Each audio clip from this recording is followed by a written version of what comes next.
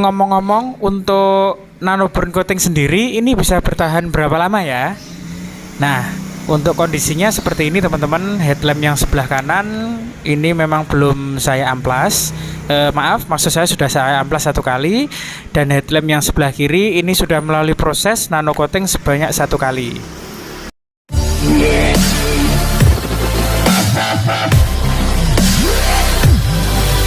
Seperti ini tampilannya untuk sebelum kita amplas ya. Jadi memang sangat menguning, sudah timbul kerak dan juga ada retak halus yang lumayan dalam.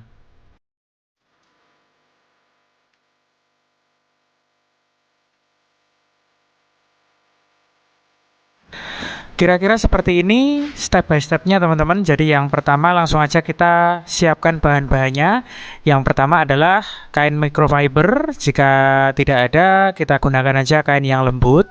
Yang kedua adalah isolasi. Kita gunakan untuk menutup di bagian tepian headlamp yang bersentuhan dengan bodi mobilnya. Selanjutnya ada amplas berukuran 800 sampai 2000. Selanjutnya ada teko untuk nano burn coatingnya sendiri, dan ini adalah cairan nano coatingnya, saya dapatkan di salah satu toko online. Dan selanjutnya ini adalah opsional, saya gunakan juga krim poles jika dirasa hasil dari nano burn coatingnya kurang maksimal.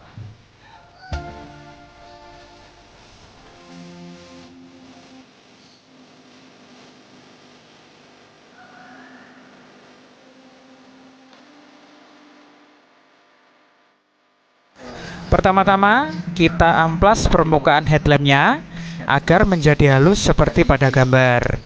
Untuk amplas yang digunakan, teman-teman bisa menyesuaikan sendiri dengan tingkat kekusamannya. Jadi semakin kusam dan tebal jamurnya atau keraknya, kita bisa gunakan amplas yang semakin kasar. Karena headlamp ini tidak begitu tebal keraknya, maka saya gunakan amplas dengan ukuran 1000 sampai dengan 1500 saja.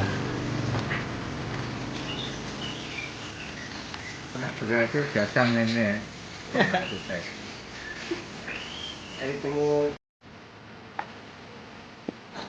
Lalu tidak lupa kita membersihkan peralatan terlebih dahulu sebelum digunakan. Karena memang ini barusan digunakan untuk nano burn coating kendaraan yang lain, maka sebelum digunakan akan saya bersihkan terlebih dahulu. Cara membersihkannya cukup dengan mengelap aja bagian dalam teko nano burn coatingnya. Setelah itu tidak lupa kita kocok-kocok dulu cairan nano burn coatingnya biar tercampur dengan rata. Lalu siap untuk dituangkan secara perlahan-lahan. Rekomendasi dari kita cukup tuangkan aja seperempat atau maksimal setengah dari bagian teko nano burn coatingnya ya teman-teman. Jadi jangan terlalu penuh juga. Next kita tutup kembali biar tidak tumpah ya.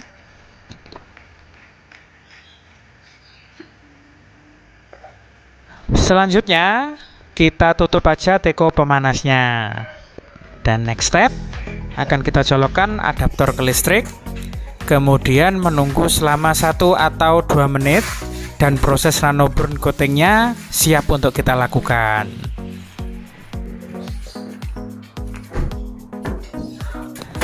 Dan untuk lebih memudahkan proses pengerjaan, kita buka kap mesinnya terlebih dulu. Dan kira-kira seperti ini teman-teman prosesnya.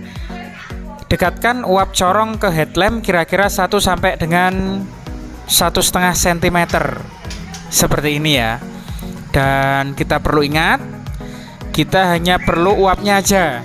Jadi usahakan ujung corongnya tidak tergesek langsung ke headlampnya, karena akan menimbulkan goresan-goresan kecil yang mungkin lumayan dalam ya. Lalu kita juga perlu mengulangi step ini secara perlahan hingga merata ke seluruh bagian headlampnya.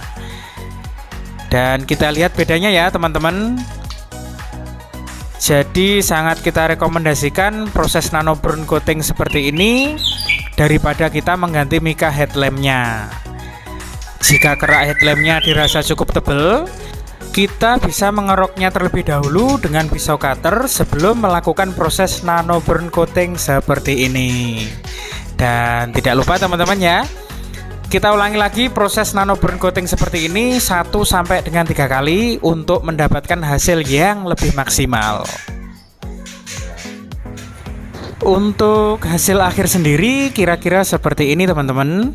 Jadi memang sangat jauh sekali jika dibandingkan perbedaannya sebelum kita melakukan nano burn coating. Memang untuk nano burn coating sendiri tidak memerlukan perawatan khusus ya.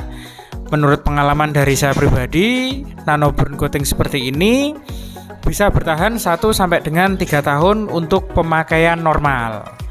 Selain itu, tidak perlu perawatan khusus juga.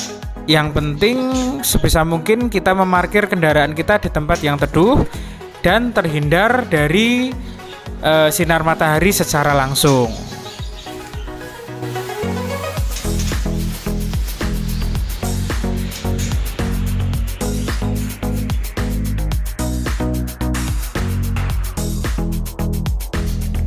Sekedar informasi, untuk paket lengkap nano burn coating ini sendiri saya dapatkan di marketplace di harga 150 ribuan. Jadi sangat-sangat hemat menurut saya, karena bisa kita gunakan berkali-kali juga. Dan secara pengalaman saya hanya butuh setengah botol untuk kedua headlamp Honda Brio ini.